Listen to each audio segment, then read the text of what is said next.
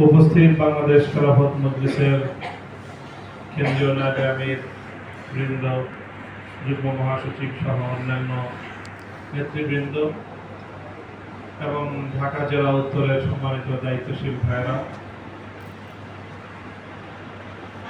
আজকে বাংলাদেশ খেলাফত মজলিস একটা গুরুত্বপূর্ণ সম্ভাবনার দ্বারপ্রান্তে উপনীত। বাংলাদেশ খেলাফত মজলিস 1989 সালে প্রতিষ্ঠা লাভ করে। প্রতিষ্ঠাকালীন সময়ে বাংলাদেশ খেলাফত মজলিসের যে সম্ভাবনা এবং মানুষের মধ্যে এই সংগঠন নিয়ে যে প্রত্যাশা ছিল, ধীরে ধীরে নানা কারণে সংগঠনের প্রতি মানুষের সেই আগ্রহ, সেই প্রত্যাশা, সেই সম্ভাবনা অনেকটাই কমে গিয়েছিল। আলহামদুলিল্লাহ, অতি সম্প্রতি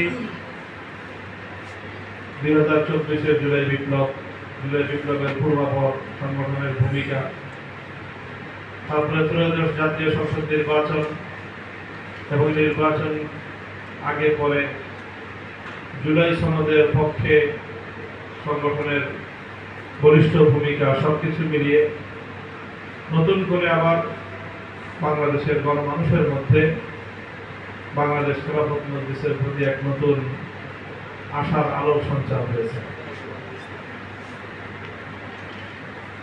আমরা বাংলাদেশ খেলাফত মজলিসের পক্ষ থেকে গণভোটের রায় কার্যকর করার লক্ষ্যে, কার্যকর করার দাবি নিয়ে এই যে আগামী 24শে এপ্রিল গণসমাবেশ আহ্বান করেছি। মূলত এই গণভোটের যে প্রয়োজনীয়তা বা গণভোটের রায় কার্যকর করা